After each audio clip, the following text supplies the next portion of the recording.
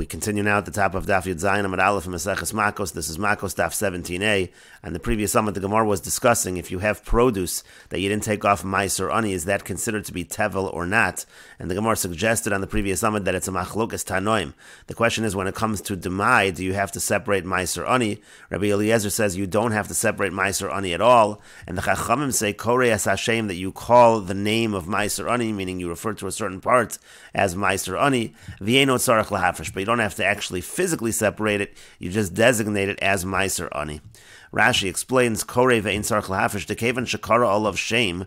Once you say that it's meiser ani, yotza hakri mitoras tevel, so it's no longer considered tevel. Ushar ha-meisers u'tzarech lahafresh al karchach. Now the rest of the meisers, he's going to have to separate, and he's going to be forced to do that. L'fi shetzarech lahafresh mi meiser rishon trumas meiser. The reason is, because when it comes to meiser rishon, for example, he's going to have to physically separate meiser rishon, because he also has to take trumas meiser from that meiser rishon, ve'litno l'kohen, and he has to give that trumas meiser to the kohen, shehi b'misa lazarm, because to eat the trumas meiser for a non-kohen is the death penalty. Meiser sheni tzarech lahaloso liYerushalayim ul'achla, and meiser sheni also he's going to need to bring that up to Yerushalayim and eat it. But the point is, when it comes to meiser ani, there doesn't need to be any physical separation. There just needs to be designation that this is meiser ani. Now this whole machlokas tanoim was by demai. Do you have to designate meiser ani or not?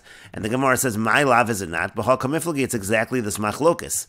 Demar suffered that one holds vadai, that if you'd have a situation where you certainly did not separate meiser ani, by demai there's a doubt, there's a suffix whether meiser ani was separated or not. But the real machlokas over here is by vadai as well. There's a machlokas when you certainly did not separate meiser ani. One holds vadai tovlo, that in such a situation, if you certainly did not separate meiser ani, then tovlo, then it's considered to be tevel.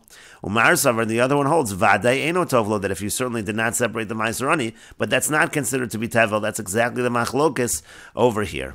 But the Gemara continues, Amar le Abai, Abai said to him, Yihachi, if so, if that was the case, at the miflagi b'sveiko, instead of arguing in a situation of doubt by a case of demai, so liflagu b'vadai, they should have argued by a situation where it was certain that meiser ani was not separated. Why are they having a machlokas specifically by demai? And so the Gemara instead says, Ella rather dekuli alma vadai tovlo. Really, everybody agrees, meaning all these Tanoim, Rabbi Eliezer and the Chachamim, they both agree that in a situation of certainty, where we know the meiser ani was not separated, that would be tevel. And the whole question over here is only when it comes to demai. And here the machlokas is as follows. Mar savar lo nechshadu amei haaretz al meiser ani shel demai. One says that the amei haaretz, they're not suspected that they don't separate meiser ani of demai. Kevan dememonahu, since it's mammon, afrushe mafresh, so they separate. It's not an issue to them. But Rabbanan savri kevan detrichale milsa lo mafresh. The Rabbanan say, but it's a bother for them, and so therefore they don't do it. They don't separate. Rashi explains, Lo nechshadu dememonahu ein bo iser chila. When we say it's achila, when we say it's mammon, what we mean is there's no iser to actually eat it. It's not something that they're not allowed to eat in terms of iser v'heter. It just belongs to the aniyim. Ela gezel aniyim, it's just stealing from the aniyim. V'iyu legezel aniyim lo chayish. They're not concerned with gezel aniyim, and so therefore, again, one holds that they did separate the meiser ani. The question just was, of course, maybe they won't give it to the aniyim, but they certainly did separate it. And the other one, afrushe mafreshle, and so therefore, again, that's why they're going to separate. Lafkue tivle, they're going to take it away from a status of tevel. Nehida meiser rishon lo mafresh, and Rashi points out, granted that they don't separate meiser rishon to suffer, because that the Am Haaretz thinks imafrishna le, if I'm going to separate meiser rishon beina lafrushe trumas meiser mine shu b'misa, they're thinking to themselves that I'm going to have to separate trumas meiser because that's something that incurs misa, that incurs death penalty. V'nosna l'kohen, and he's going to have to give it to the kohen. Meiser sheni nami, when it comes to meiser sheni also, imafrishna le beina asuke mechle b'Yerushalayim, the Am Haaretz is thinking I'm going to have to take it up and eat it in Yerushalayim. So when it comes to meiser ani, when it comes to meiser sheni, there's a concern by demai that the Am Haaretz didn't separate it. But again, according to Rabbi Eliezer, when it comes to meiser ani, so there it's only mammon. It's only an issue of mammon, is that it belongs to the aniyim. There's no other issue, and so therefore Rabbi Eliezer says they did in fact, the amei haaretz do in fact separate the meiser ani. The Rabbanan say no. There's a concern in terms of meiser ani as well, that the amei haaretz don't separate it because it's too much of a bother. And the Gemara continues at the two dots. The Mishnah said, "Kama yochal min hatevel v'chulu." How much of tevel does a person need to eat in order to be liable to malchus? And Rabbi Shimon said, even the smallest amount, a person is liable.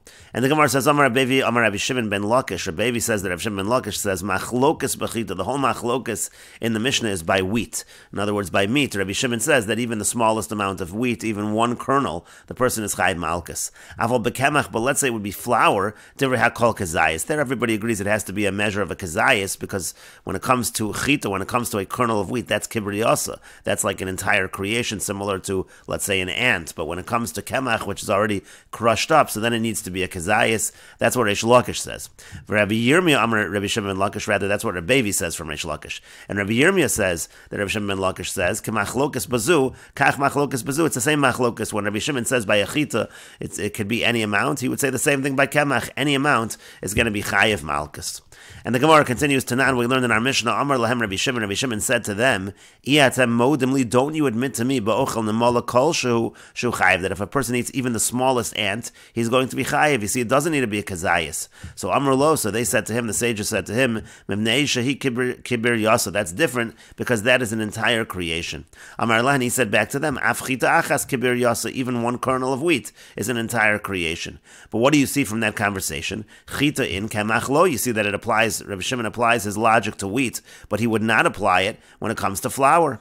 And the Gemara says, no, l'divreihem k'amar lu. It could be that according to Rabbi Yirmiyah's version of Rabbi Shimon ben Lakish, again, according to Rabbi Yirmiyah, Amar Reish Lakish, we say the machlokas, Rabbi Shimon would maintain his position even in a case of kemach. It could be he was just speaking l'divreihem. He was speaking according to the chachamim, and he was saying as follows: L'didi, according to me, my personal opinion, afilu kemach nami, even flour also, I would say by flour as well, it can be any amount.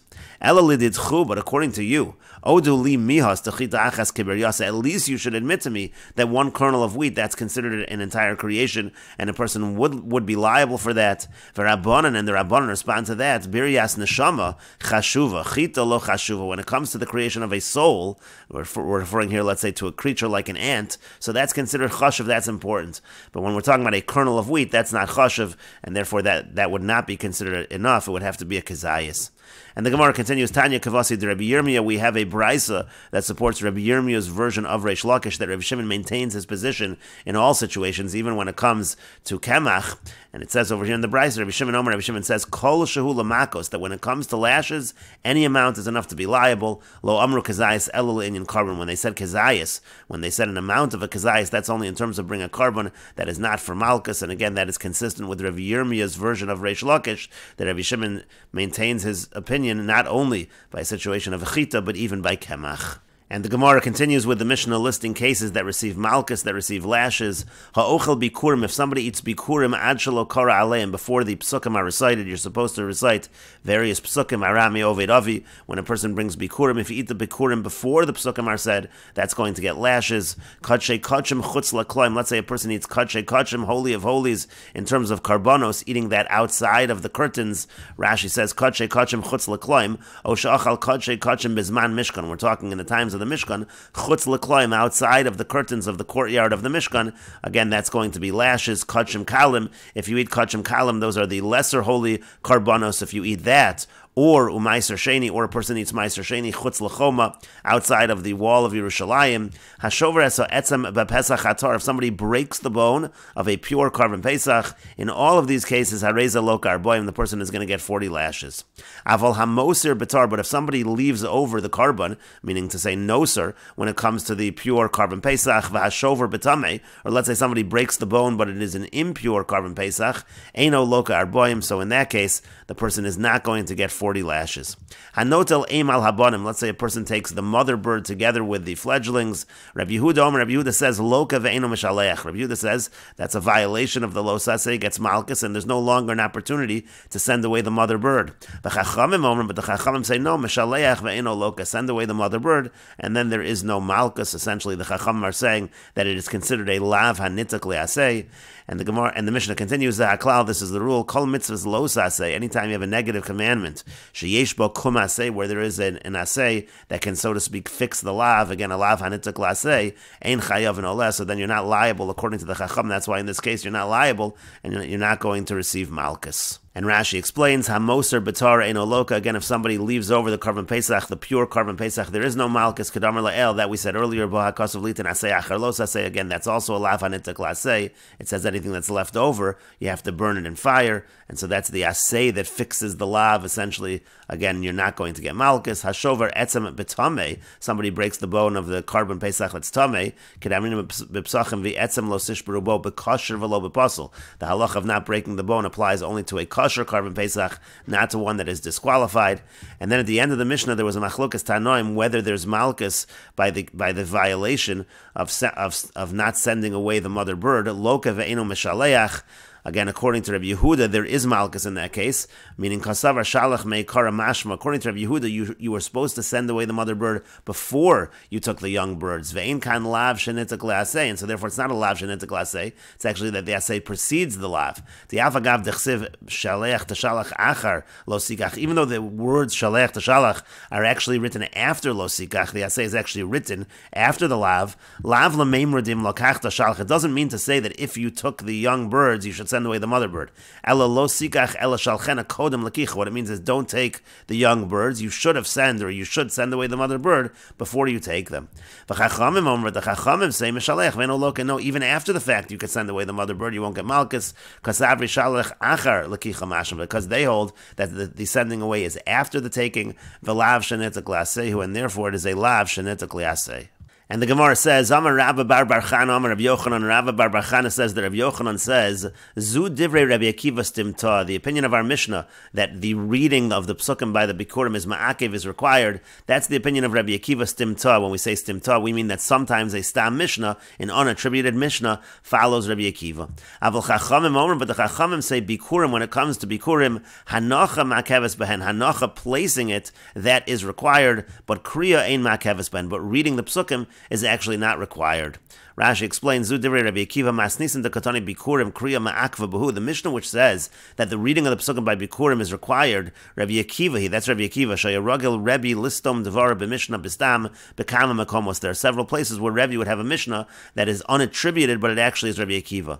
V'hachi shmiya leila Rabbi Yochanan, and this is just something that Rabbi Yochanan heard. The is leila Rabbi Akiva kriya ma'akva bikurim, that Rabbi Akiva holds that the reading is ma'akev, is required when it comes to bikurim. What is hanacha placing? Hanacha lefnei hamizbeach. That means placing the bikurim in front of the mizbeach, ma'akeves behen. That is required. How do we know it's required? The shana b'kra, because the pasuk repeats that. It says v'inicho lefnei, and then it says v'inachto lefnei, and so therefore again hanacha is going to be required according to the Chachamim, but kriya is not going to be required, and therefore our Mishnah follows Rabbi Akiva, that by bikurim kriya is required. The Gemara continues v'lema, but why don't we say zu divrei Rabbi Shimon istimta? We should say that the opinion of our Mishnah is following Rabbi Shimon and it's unattributed. And the Gemara says hakamash malon, so he's just teaching us, meaning Rabbi Yochanan is just teaching us to Rabbi Akiva Rabbi Shimon svirulei, that Rabbi Akiva holds like Rabbi Shimon. And the Gemara says, my Rabbi Shimon, what is this opinion of Rabbi Shimon that we are referring to? And the Gemara says detanya, because we learned in a brisa utrumas yodcha, when the pasuk says utrumas yodcha, utrumas yodecha, the entire pasuk is as follows: Lo sucha lecho b'sharecha masar degoncha v'tiroshcha v'yitzarecha uvechoros bekorcha v'tzonecha v'chol nedorecha asher tidor v'nidvosecha utrumas yodecha. So it lists various things that it says Lo sucha lecho b'sharecha, and Rabbi Shimon is going to interpret the pasuk. Again, the Tanya will learn in a brayso so trumas yodecha, when the pasuk says trumas yodecha, elu bikurim, that's a reference to bikurim. Amar Rabbi Shimon says, Ma bazel lamdenu, what is the pasuk teaching us with regards to bikurim? Im la'ochlan chutz lachom, if it has to do with eating it outside of the wall, and that is the implication of the pasuk. Lo sucha lechol b'sharecha, you can't eat it in your gates. If that's what the pasuk is telling us about bikurim, we actually don't need a pasuk for that. Kal v'chomer mi meiser hakal, we could actually make a kal v'chomer for meiser, which is more lenient than bikurim. Uma meiser hakal ochlan chutz lachom loka. If when it comes to meiser sheni, which is more lenient, if you eat it outside of the walls, you get malchus. So bikurim lo kal shekain. So when it comes to bikurim, of course that's true. And so therefore Rabbi Shimon says, when it comes to bikurim, it must be teaching us something else. Halobo hakasav elolechol min bikurim ad shalokar alei and shulokim. The pasuk is coming to teach us that if somebody eats bikurim before reciting the psukim, he's going to get malchus. And this is the point of bringing this brisa, that Rabbi Shimon has this shita, that Rabbi Shimon holds that kriya is ma'akev when it comes to the bikurim, that the reading of the psukim is required. And the brisa continues and darshans the pasuk. The pasuk said right before utrumas yadecha. Here he's darshaning the pasuk backwards. Right before utrumas yadecha, it said vinid vosecha. What is that referring to? Then Rabbi Shimon says, Zu Toda Ushlamim, that refers to carbon Toda and carbon Shlamim. And again, Rabbi Shimon says, what is this part of the pasuk teaching us? If it's teaching us again that you can't eat the Toda and Shlamim outside the walls of Yerushalayim, Kal v'chomer Meiser, again, that would be a Kal v'chomer from Meiser Sheni, that's obvious. Haloba hakasav ela la'ochel b'Toda u'v'shlamim lifnei zrika shuloka. What it's actually saying is, the pasuk is saying a person is not allowed to eat from a carbon Toda or a carbon Shlamim before zrika, before the sprinkling of the blood. If you do it before the sprinkling of the blood, there's going to be malchus.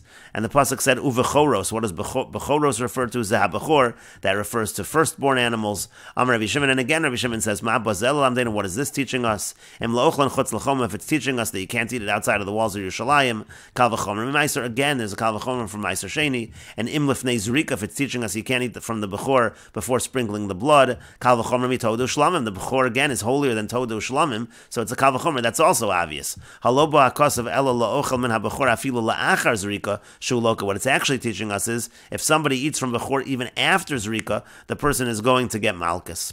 And bekarcha v'tzonecha, it says in the pasuk, bekarcha v'tzonecha zu chatos v'yasham. That refers to chatos and asham. Chatos and asham are the type of karbanos that are kachei kachim. Those are the holier types of karbanos.